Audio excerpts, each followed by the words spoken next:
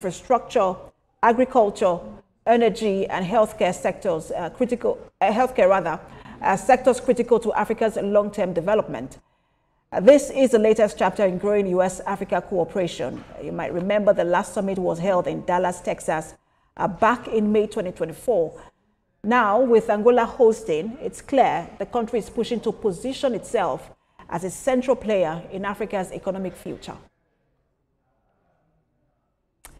Away from Africa to the Middle East, where the United Nations is issuing its starkest warning yet about the crisis in Gaza, calling it the hungriest place on earth. The entire population is now at risk of famine, with food aid blocked, children starving, and desperate families forced to flee their homes. As Israel continues its military campaign, even basic aid is struggling to reach the people who need it the most. In Gaza, hunger is now everywhere. The United Nations says not a single person here is safe from famine. Many of those were swarmed by desperate people on the way who picked off the items.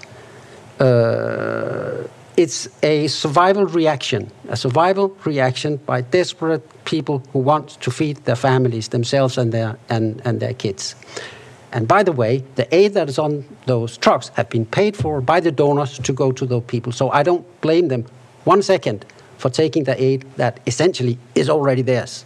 But it's not distributed in a way we want it. The alternative modality that they have put out is not working. I mean, you have seen, it does not meet the needs of people. It creates chaos, and it creates a situation that is extremely dangerous for people to pick up the aid and to leave again. Because even if you enter one of those distribution points, pick up a package, the minute you're out of it, what do you think? Are you a target for looters again? Yes, you are.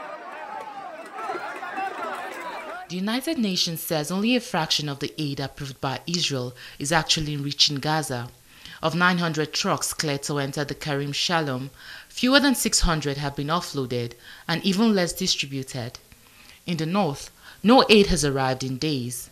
In the south, supplies are so limited that people wait for hours and often leave empty-handed. Israel is now backing a US-linked group, the Gaza Humanitarian Foundation, to distribute aid. But the United Nations and other agencies refuse to work with it, calling it non-neutral and discriminatory. With no proper food, parents are giving their children only water, just to ease their hunger and pains. The United Nations says even the aid that's getting through is having very little impact, and warns that famine could hit Gaza at any moment if full humanitarian access isn't restored immediately. For many here, the only thing they are holding on to is hope, and even at that, it is running out. And tragedy has struck in Boulder, Colorado, where authorities say a suspected terror attack at a Jewish community event has left multiple people injured. The FBI is investigating after a man launched a violent assault with a flamethrower and Molotov cocktails at a popular outdoor mall. I will have details in this report. A peaceful gathering turned to horror at Boulder's Palm Street Mall after a man reportedly launched a violent assault using incendiary devices on a crowd attending a weekly pro-hostage event. Authorities say 8 people were injured, ranging in age from 52 to 88. At least 2 victims are in serious condition after the suspects threw Molotov cocktails and used what officials described as a homemade flamethrower. The FBI is treating the incident as a suspected terror attack. The suspect, identified as Mohammed Sabri Suleiman, was heard shouting "Free Palestine" during the assault, according to both witnesses and investigators. Mr. Suleiman had previously applied for asylum in the United States and was denied a visa in 2005. It is unclear how he entered the country, but the White House confirms he overstayed a tourist visa. Jewish leaders are calling for urgent action to address rising threats. Just days ago, 2 Israeli embassy staffers were shot and killed in Washington, D.C. in another attack tied to anti-Semitic violence. Back in Boulder, security has been stepped up across Jewish centers and places of worship, as investigators work to determine whether Mr. Suleiman acted alone and how he managed to carry out such a brutal and organized attack.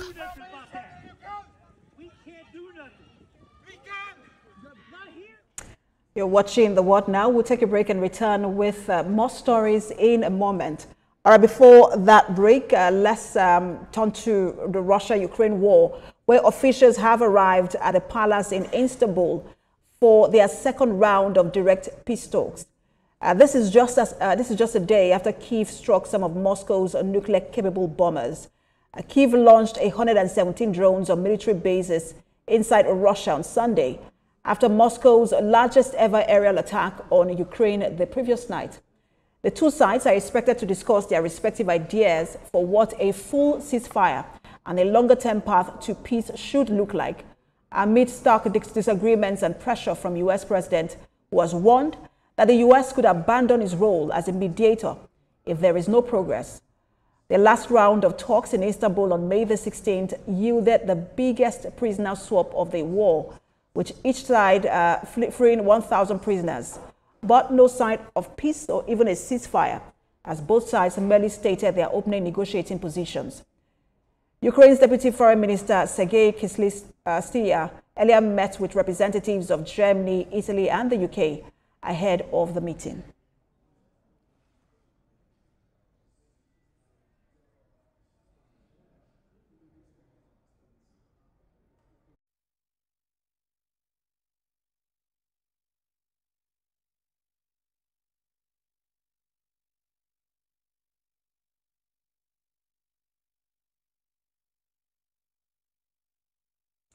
A global affairs analyst Kach Ononuju joins me for more on the peace talks between the warring sides, Ukraine and Russia.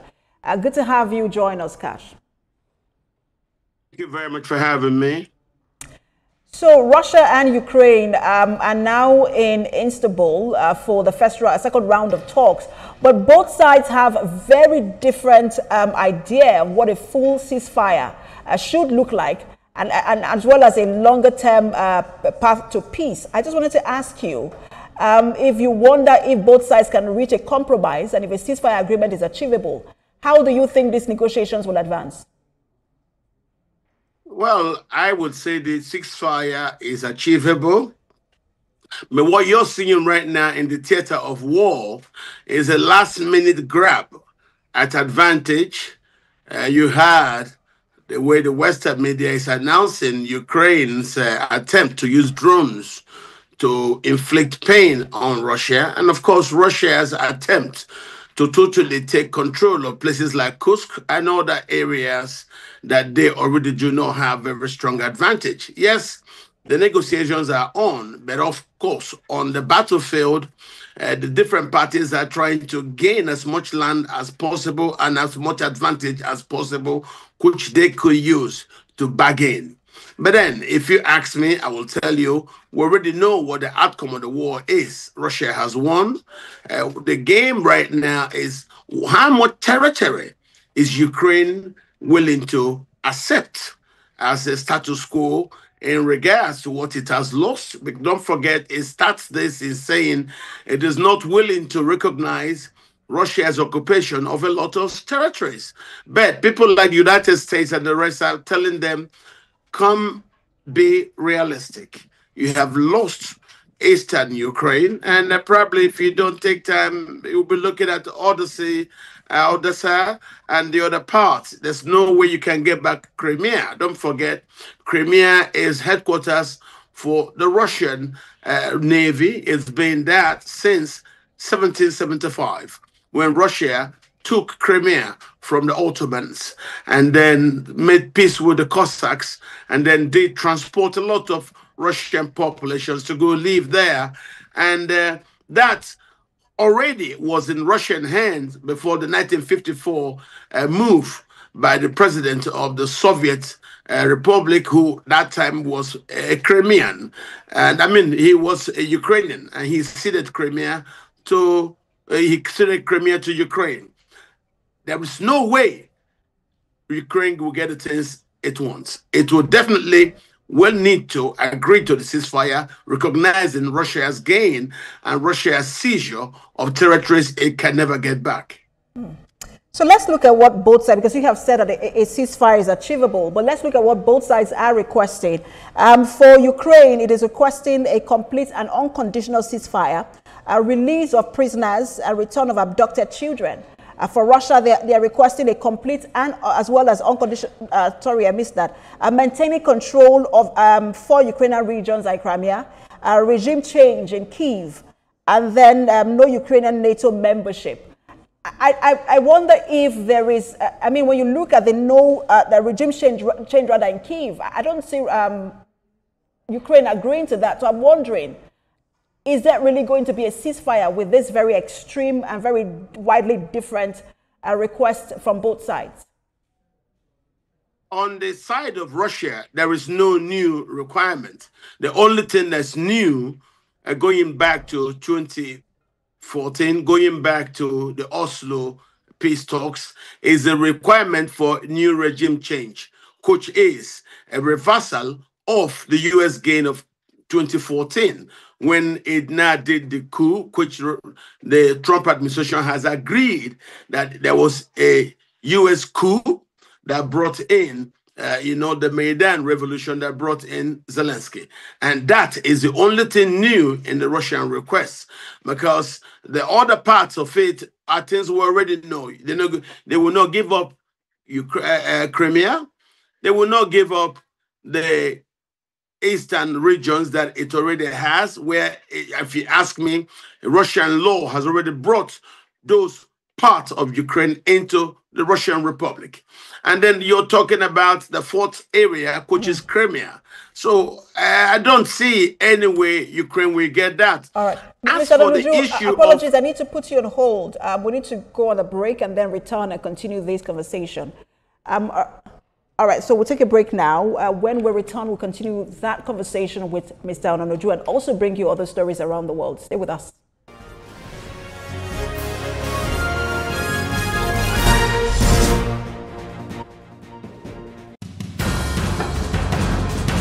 Information is power, information is security, information is knowledge. On Labor Lens, we believe that working people around the world have real questions of their own. They want to know how the world of work operates, what it means to the employer of labor, how policies affect workers in the workplace. On Labor Lens, I ensure we engage effectively the organized labor, organized private sector, and government to get out of them information workers are in need of. I am Sharon Ijason, asking questions that make you get sense of the workplace.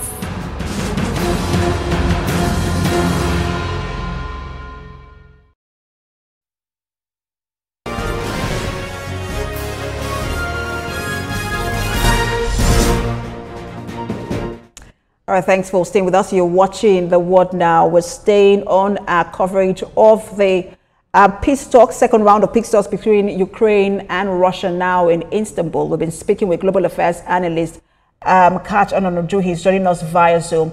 Just before that break, you were speaking to the point of compromise between both countries. I'll let you finish that thought. What I've been trying to say to you is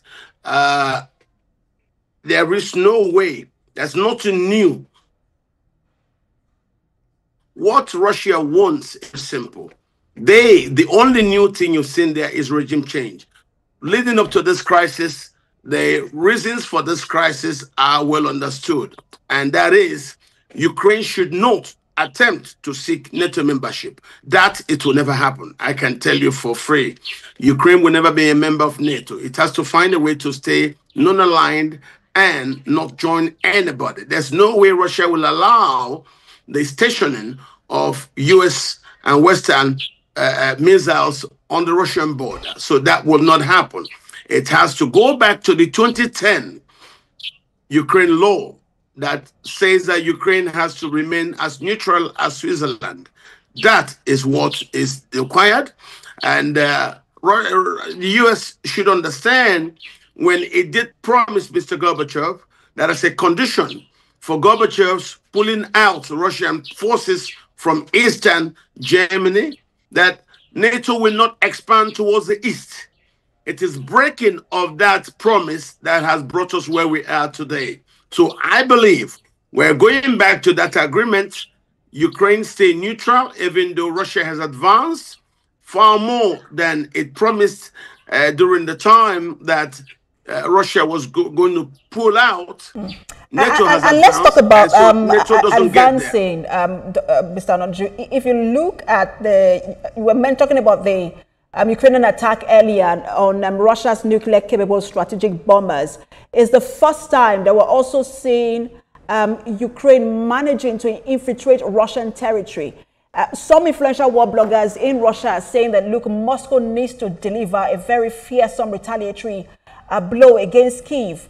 And I'm wondering what the implication of a retaliatory strike by Russia would be on the peace talks, and how you think that Russia would retaliate. Well, I don't think Russia is not keen on retaliations. Russia is keen on holding territories and making sure Ukraine does not have any Russian piece of land that it could use to negotiate a quid pro quo. No, that will not happen. Russia could devastate Ukraine if it chooses. It does not need to. It looks at relationship between Russia and Ukraine after the war. Don't forget, historically, Ukraine, as we know it, is a boutique creation of the Russian Federation. So we're not talking about how much problem you can deliver. No, we're thinking about Ukraine staying away from being a member of NATO, and that would dissuade the Americans from having reasons to station weapons on the Russian border. That's what Russia wants. Not really war. It can devastate and damage Ukraine, obliterate it if it chooses. But I don't think that's what Russians are intent on doing. That's why you're seeing them play piecemeal war by piecemeal war by piecemeal. And I think that's okay. That's well understood. Ukraine's desperation in trying to shoot down planes, that doesn't mean nothing. It doesn't have the capacity to advance more than it has advanced. It has tried to dare into Kursk, and you've seen what happened. So what we are expecting is how it is that Zelensky will understand that he cannot win a war against Russia. Russia has already shown Europe that it does have delivery capabilities that has deterred Europe from even thinking about going to war. The delivery that Russia has displayed is what is deterring NATO and its allies from venturing into a full-scale war. All right, so even just before this conversation, the Lithuanian president has said, addressed a NATO conference and said they are going to back Ukraine with more weapons. We'll see how that plays out. Thank you so much for your time, as always. Global Affairs Analyst Catch Onoduju. Thank you for having me. All right, let's turn to U.S.-China relations. China has now criticized